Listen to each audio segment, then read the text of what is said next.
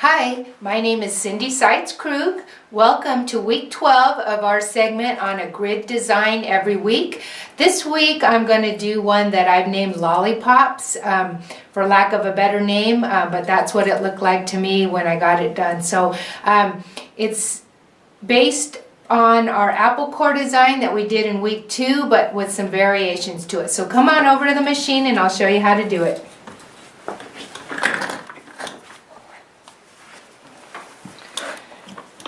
Alright, so let me show you, I've done a few little samples how it looks stitched out. So here it is on the front, but let me flip it over and show you the back. And that's how it looks on the back. And also I did it, that's variegated thread, which I'm going to show you today. And here it is with a solid color, and it's just a really pretty design. So let me show you how that works. Alright, first of all, if you'll think back to our apple core design, we did our soft S, across the intersections, just like that. On all our vertical rows, they were mirror image, if you'll recall.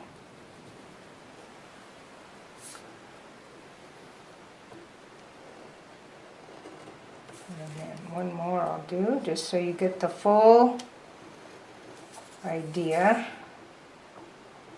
Now, when we did our horizontal rows, on the apple core, we went like this. Remember, so you would get the apple core shape. But for this one, I thought, well, what if we switch that up and make these circles and the next one a square? So, circles. Well, I always tell people I sew a lot better than I draw, and that is the truth. Alright, so now instead of an apple core shape, we're getting circles and squares. So I thought, well, that's kind of neat. Let's see how it looks stitched out. But it didn't look very good at all. It just looked like a bunch of interlocking circles. So it was quite boring. So I thought, well, we've got to spice it up a little. So then I added swirls inside, and I came up with the lollipop design. So here we go. I forgot I'm going to work on this piece. All right, so we're going to get started. I'm going to work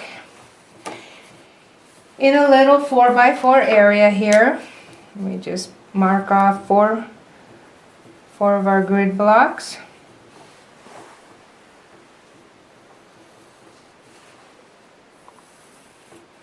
Alright, that's where we will work. And like I mentioned, I've got some really pretty variegated thread from Superior Threads. And this lollipop design, I think it looks pretty on this 1-inch grid because it's a little bit showy. I did stitch it out smaller, and I'll show you that sample later, but I just think it's kind of a nice artsy design. So let's get started, and I'll demonstrate how to do it. And I've got the variegated thread in the top and the bobbin. Alright, so we're going to start, let me move this out of the way. We're going to start with our soft S, crossing those intersections.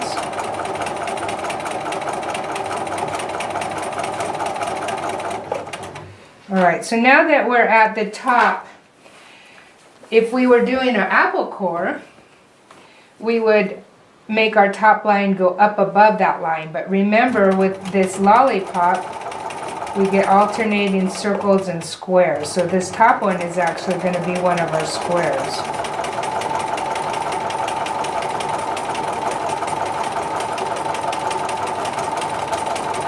Okay, now we're at the bottom. We've got a square.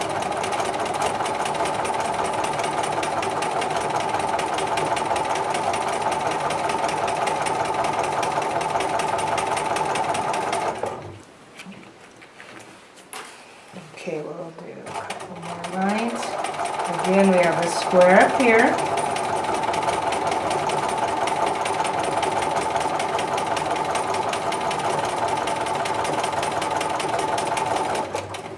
And one more vertical line.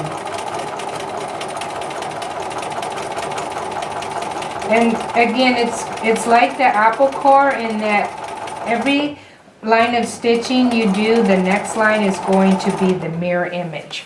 So now we're at the top of our horizontal lines. So let's complete those. So this is going to be a circle.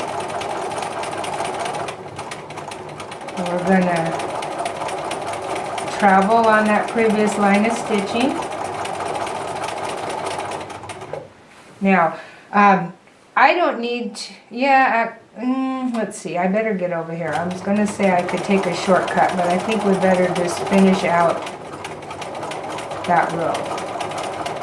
Alright, so this one, now we've got a square here, and we're going to make a circle. Now when you get a circle completed, just like that, all four sides, now is when you add your lollipop swirls. And when you go in, leave yourself about 1/4 of an inch so that when you come out dividing the space, your swirls end up being about 1/8 of an inch in width. Okay, see that? And you come right back to that point. Now we're going to do a square and a circle. We're going to complete that circle. And notice how I'm going all the way to where all those 4 lines of stitching intersect, and then I will add my inner swirl to make the lollipop. And you can see I've left about 1/4 of an inch of space coming out and dividing the space. And you'll hear that term a lot with machine quilting, divide the space. If you can do that, your designs look really pretty. Alright, we're going to move down to our next horizontal row. I'm going to complete this circle. Add my lollipop swirl.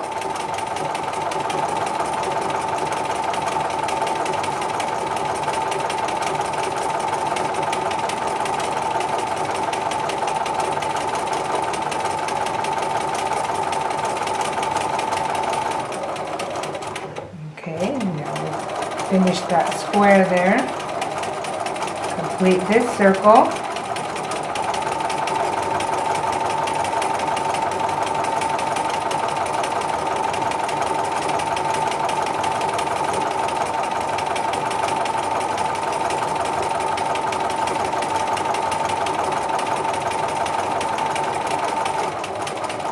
Okay, again, all those 4 lines of stitching come together in that one point. Alright, we'll do this circle, add our swirl,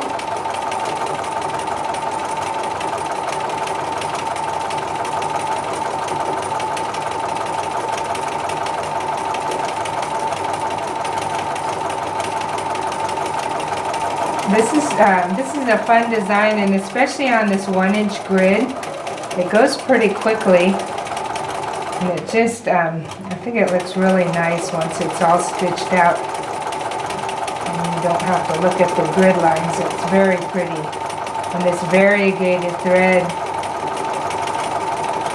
gives it that extra beauty and interest. Alright, we're going to go down to our last row. Whenever you're using heavier thread like this and you're backtracking like I just did, you need to be a little more careful with your backtracking, because heavy threads, and especially variegated ones, are going to show all your boo-boos. So just take your time. I have my students comment all the time about how slowly I sew, but I just find that I get better, more accurate results if I keep it at a nice slow speed. Alright, one more circle, one more lollipop.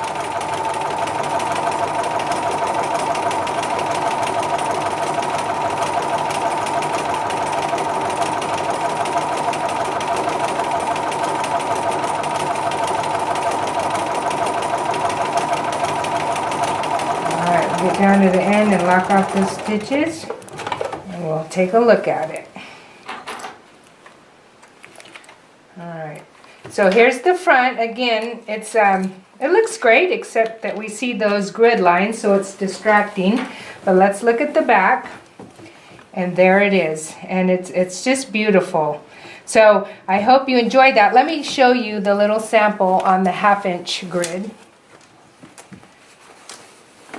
So here it is. I did it in yellow, and again, with the grid lines, it's hard to see what in the world that's all about. But if you look at the back, you can see the yellow silk thread and how beautiful that looks on that black. So that's how it looks on the 1/2" horizontal vertical grid. So that's it for our lollipops.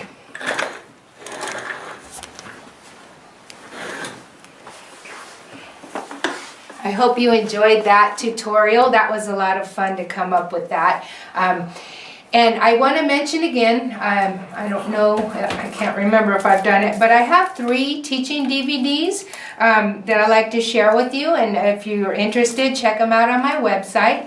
But the first one is Successful Machine Quilting, Basic and Beyond. And this one is a beginning machine quilting class. But if it's been a while since you've taken a beginning class, or if you need a refresher course, or if you've never taken one, this really covers a lot. So that's a great one.